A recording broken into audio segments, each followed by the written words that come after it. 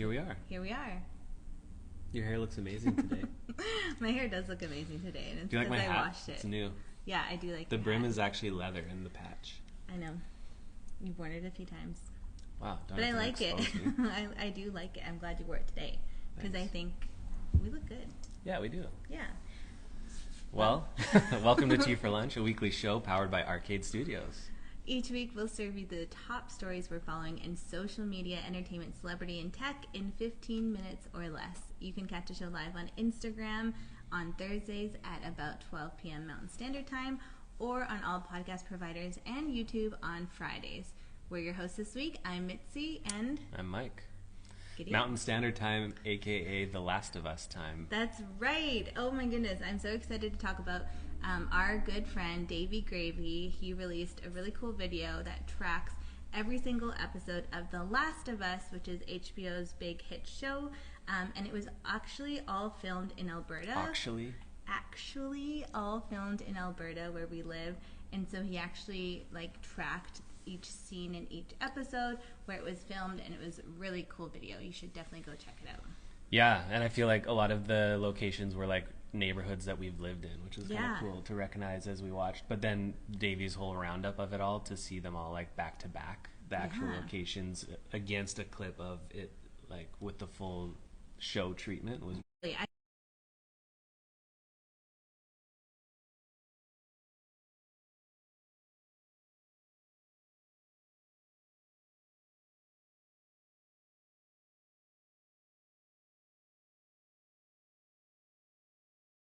But it's one of the most viewed HBO shows ever, right? Yeah, we watched it. I won't lie, it was a little hard for me to watch. The violence was a little difficult. I watch it like this with like my hand covering my eyes, but it was really good. The storyline's amazing. Yeah, and we watched it as people that weren't familiar with the video game. Right. Which I think some people that know the video game were envious of people like us, because we just had no idea what was coming. Yeah. But season one followed pretty closely the actual flow of the game and the sequence of events. Although I have heard that season two is likely to be less congruent with the game. Oh, so nice. That could be interesting. Yeah, I heard season 2 is going to be more violent. Really? More violent? Apparently, yeah. I heard there's going to be more infected. Ooh. So giddy up. Wild. But if you've seen The Last of Us, you should definitely go check out Davey Gravy's video on YouTube. And it tracks how it was made. He did such a good job, toured all over Alberta. It's really cool to see those places in real life and how they actually showed up on the show. This is not an ad. We're just fans. No, we're big fans. Good job, Davey. Yeah, and this might be a hot take, but I kind of felt like the finale was sort of mid. I barely watched it. It was like very hectic, like it was very violent, but the episode before that was so much more epic, and it left me feeling like I wanted more. I hate when shows show really graphic delivery and labor scenes. It's just really hard to watch that. Yeah. So I think I had to check out for a little bit of that was episode. tough. But that was tough for sure. Overall, great story. I really love the cast. Really well done. Pedro, he's Chilean. Hey. Chi. Le. Anyways, let's get into the stories. Okay, we're going to talk about the Oscars first. There was a really beautiful moment, some inspiring winners and speeches. We're going to talk about Ki Hwan Kwe, who won Best Supporting Actor for his role in Everything Everywhere All at Once. I thought that was such a beautiful acceptance speech, and it's so cool how he has had such a long career in the industry. And I'm pretty sure Harrison Ford gave him the award, and he was a kid in one of Harrison Ford's movies. So it was really cool to see that moment happen, and it's just really amazing. He also thanked his mom in his acceptance speech, and he talked about how he was a refugee, and some of these things only happen in movies, but it actually happened to him, and I thought that was really beautiful. Yeah. Do you want to keep talking about it, or do you want you can do the next one. Yeah. No, you do it. This is your story. Cool. I'm gonna butcher the last name, and I hate this, but Michelle Yeoh. Oh man! But she won Best Actress for her role in Everything Everywhere All at Once. She's the first Asian presenting woman to win in that category, and the first woman of color to win in the category in 2 decades. And I believe the first person of color to win ever was Halle Berry, and she actually got to present the award, which was also very cool. And I love what she said in her acceptance speech. She said, "To all the little boys and girls who look like me watching tonight, this is a beacon of hope and possibilities. And this is proof that dream big and dreams do come true. And ladies, don't let anyone tell you you are past your prime," which I love to see. Preach. I also loved that Natu Natu from RRR became the first ever Indian song to win an Oscar, and that was a really cool moment. I loved the acceptance speech that he did. It was really sweet, and in the performance of that song was incredible. I was blown away by the dancing, the singing, the choreography. It was like amazing. So that was really cool. And then I also want to talk about that awkward red carpet moment between Hugh Grant and Ashley Graham. I know the internet's like going crazy about it, but if you didn't see it, Ashley Graham was doing the red carpet interviews with the attendees before the show, and she had the displeasure of interviewing Hugh Grant, who was clearly so annoyed that he had to be there, and it was just so funny, but so cringy at the same time. She was like trying to like start conversation, and when you're on the red carpet and you're gonna be interviewed by people, you kind of have to like give and take a little bit. Like, yes, the question sucks, and yes, it's like so bland, but like you also kind of have to like lean in and play with it a little bit. Yeah, it's not like editorial. This is just like hype on the red carpet, you know. So you can like match the energy a little bit. Yeah, which is weird though, because Hugh Grant is generally like pretty charming. Well, he plays charming characters, but I think clearly we've seen that he's maybe just like a grumpy old man. Come on, Hugh.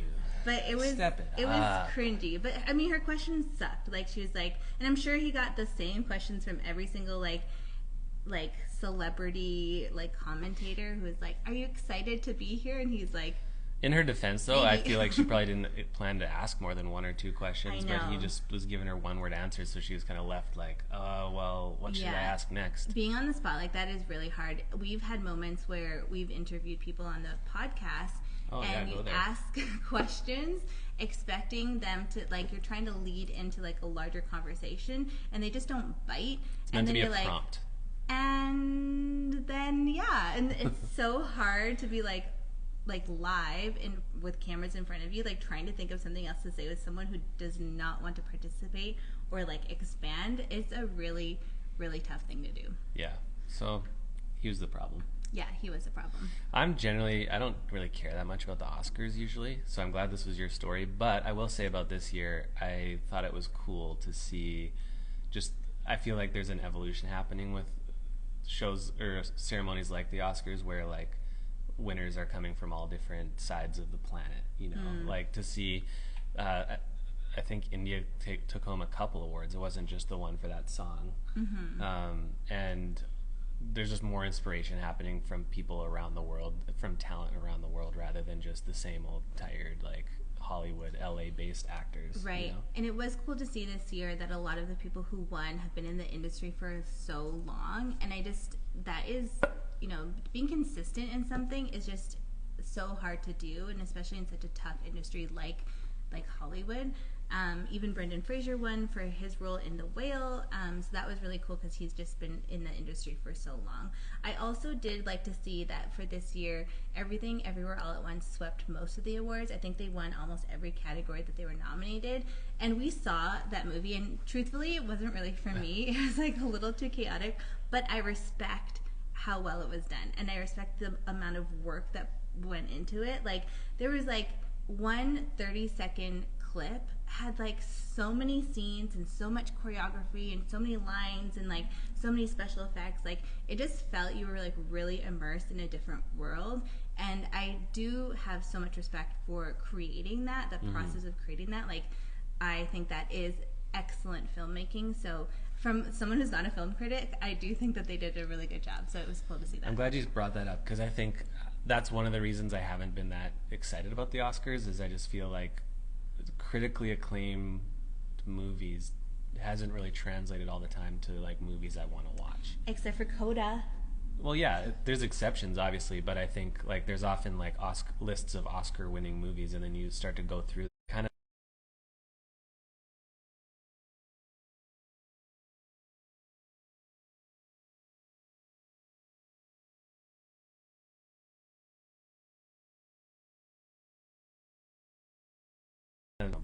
these films and productions, even if you don't necessarily personally like them all. Yeah. Yeah, I think that was really cool to see. The other thing that was interesting about this Oscars is that there wasn't really like a meme moment, except I think for maybe Ashley Graham and Hugh Grant's interview. There wasn't like a moment that people could create a meme out of, so that's okay. They Except don't all Pedro have to do that. looking at the camera like this, you know? I feel like there was potential there, but Yeah. Anyways, That's should my we boy. move on to the next story? Yeah, so Meta has entered the race to build a Twitter competitor. I think some people might be surprised, some people likely aren't, but in the wake of major Twitter changes and uncertainty around the app, Meta has stepped into the ring. They're working on a standalone text-based social networking app that will rival primarily Twitter, but also their other competitor, Mastodon. And the news has been actually confirmed by Meta. We've talked a little bit about Twitter recently on this show, mostly because I'm excited about text-based social content. So I'm interested in this. It took me a while to figure out what my point of view is, one, on if I will want to use it, but then two, like what kind of like user migration could we potentially see from Twitter to a platform like this. And I think it does make a lot of sense that Meta's doing it right now, because Twitter is obviously spinning a little bit ever since Elon Musk took over. A lot of people have left the platform. It obviously still has a huge user base. I think it's still like 30 times the size of Mastodon or even more. But it's obviously not the same user base as Meta on like Facebook and Instagram. I think Meta is around 3.75 billion users right now compared to 2.5 million on Mastodon. So this is a real competitor for Musk's Twitter. And then obviously there's been glitches on Twitter and advertisers are moving away from the platform. There's a whole lot of just stuff happening. So why not strike while they're down? Right. You know? Normally when I hear that Meta's going to copy another app, I just like eye roll because I'm like, you would. Here like, we go they're again. just such copycats and they're just so like obsessed with copying other apps. But I do think that this is an opportunity for Meta because Meta actually started banning accounts that were promoting other social platforms like Instagram and Facebook. So if you had your social, like your Instagram in your bio, you were actually banned for a little bit. So I think that is an opportunity. Obviously, there's like a lot of people who are interested in text-based social platforms like Twitter, but like maybe they just don't align with how the direction that Twitter is going in. So this is an opportunity, I think. So I'm interested. I probably won't be super active, but you know, I'll watch. But maybe you will. Maybe I'll lurk. The interesting thing is it's going to be a separate platform from Instagram, but so far it sounds like it's going to be Instagram branded. So it kind of reminds me of when Instagram first introduced IGTV, and it was actually like a separate app, even though it was an Instagram brand and an Instagram feature. And then over time they amalgamated it back into Instagram and made it a feature, and then just got rid of it altogether and replaced it with Reels. But the interesting thing on top of that is that right now it sounds like they're actually going to just create profiles for anyone that has an Instagram profile with the same bio and photo, login credentials and everything, and even migrate followers from Instagram onto your whatever this.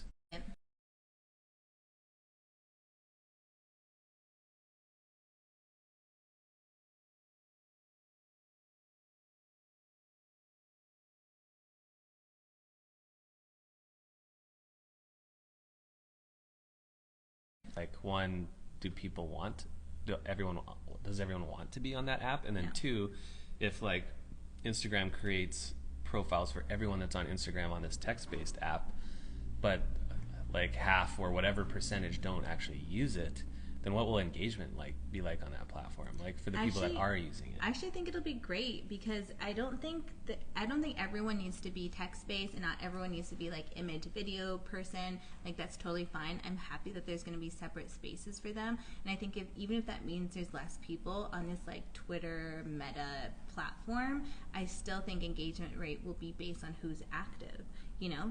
So like I think it'll still in my head I'm picturing seeing a feed of people who are actually using the platform and who are engaged in that space as opposed to like, you know, just a dead feed. So I think it'll be great. Yeah, I guess it depends how you're defining engagement, because like engagement rate, yes, because it'll be based on not here we go. Like this is a conversation we should have, because engagement rate will be based on impressions or reach, obviously, which will still be true, but if we're talking about volume of engagements, like if you have 2,000 followers and only 500 of them are actually active, or using the platform, then like your content is just going to fall flat. But I don't think engagement rate would be based on how many followers you have. I don't think how many followers. No, engagement rate isn't, but right. volume of engagement will be lacking compared to the users or like followers that you have. Right, but unless they have an algorithm, which I don't see them having an algorithm where only the people you follow see your tweets, or like only like I think they'll have an algorithm similar to their Instagram algorithm where it shows up on other people's like feeds. The same way that like Twitter does now, and the same way that TikTok does now. Right, you'll just have a higher volume of dead accounts, which like no platform wants. But I don't think you'd have. Why would you have dead accounts? Because if, say, like you have no intention of using this app, but Instagram creates a profile with your name and photo and followers, and you never use it, that's just a dead account. Yes, but why would that impact engagement? It impacts the volume of engagement compared to like the volume of users. And then like on any platform, like when there's like bot accounts and like part of your followers are bots, then it just like decreases your likelihood of getting engagement. Yeah, interesting. I don't know if you remember, but when Elon was trying to acquire Twitter, that was a big part of the conversation with Twitter, was how many spam accounts existed. Yeah. But anyways, put that one to bed. We'll see. See what happens. Okay. You got the next one? Last story. Dove's new campaign is taking a direct stance against TikTok's bold glamour filter. The filter has been gaining popularity on the app for being one of the first that doesn't flicker or show obvious signs that it's fake when you move. So the really cool thing about this filter in particular is that it used AI, and apparently it used like CGI technology. So normally when you use a filter on TikTok or even Instagram, if you're like hair goes in front of your face, it kind of like blurs a little bit or glitches, or if you're like moving too fast in the frame, or if like your hand kind of like goes over your face too, it'll glitch. But this one doesn't. It's really sophisticated, and it just like is a really like good pixel by pixel match. So everyone's been using it on TikTok. It went viral. And then people have been having mixed emotions or opinions about it, but a lot of people are actually cautioning against the creation of filters like these, and now Dove is stepping in. Dove's new ad campaign turns its back on the bold glamour filter, literally, and the video ad shows people turning away from their phone screen and encouraging watchers that no filter should tell you how to look. So I think this is a really smart play by Dove. Like their Real Beauty campaign is all about this filter-free kind of like look, and that, you know, who you are as a person is just beautiful no matter what. And so I think like it's just really smart for Dove to insert themselves in this moment. And I'm here for it. Yeah, I think the more I think about it, the more I like it. My initial gut reaction when I saw it was that I didn't really like the execution of it, because we're talking about like social video, but we're having people turn their backs. Like that's not practical. Like you're not going to have people with their back turned to the content that they're creating. But over time, I came to like it more. I like the message too, because I think right now there's a lot of conflict and like polarization and like confrontation of each other on social platforms. So the idea of like turning your back more figuratively to those types of moments is probably good, because it diffuses things rather than escalating them. Totally. Yeah, and I think there's a lot of talk right now about like the toxic nature of these beauty filters and the impact they can have on people, and then the toxic nature of like social media in general and how that impacts people's self-esteem and things like that.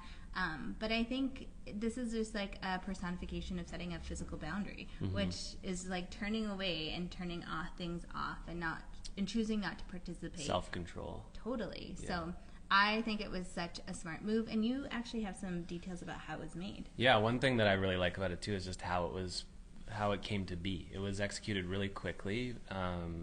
Ogilvy is the agency that was behind it, and the story goes that Ogilvy was actually in a creative meeting when the bold glamour filter on TikTok dropped, and they immediately started discussing it and felt like it was an opportunity for the Dove campaign. So they sent out like a brief to their network, and within a couple days got like a few hundred submissions of like content to be part of the campaign. So it obviously had resonance, and they stood the whole thing up within 2 weeks. They came up with the hashtag, the execution, the content, and rolled it out with Dove. So that to me is really cool to see, because typically you look at an agency like Ogilvy, like something of that size and scale, you expect things to just move slow, to take forever from like ideation to execution. But to see an agency supporting a brand like that really quickly and being more agile in their response is really cool. Yeah, we love to see it. Well, that's all the news that we have for you today. Hope you enjoyed. Have a great week and see you next week. Now that we've wet your palate, go eat something more substantial. Bye.